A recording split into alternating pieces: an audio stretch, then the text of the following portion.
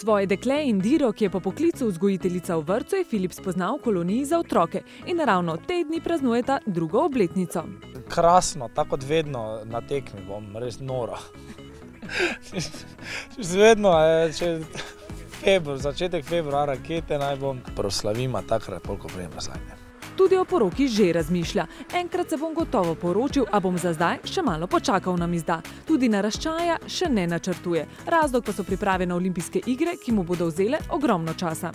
Jaz, ko imel otroka, hočem od otroka nekaj imeti, ne da bom jaz bil po smučanju, oni bo mi pa doma rasto, ker to lahko imam pol ne otroka, ampak pesa. Bom otroka imel takrat, ko se bom res lahko posvetil, razumeš, da to z malim midva grema, si dam rolere gor, pa vozek, pa gas, čez štenge.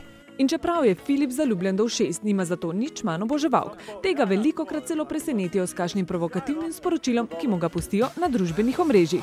Na tekmah pa so malce bolj zadržane. Ja, da, modrčke mi mečem, ful ne morem smučati, ker se da, joj, spet gate. Pa, ni takih hudih problemov.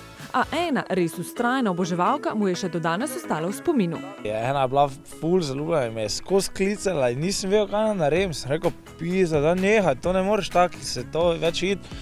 In pol sem pa kar enkrat dal mojo mamo na telefon, sem rekel, zdaj pa mama ti mi povej, ne.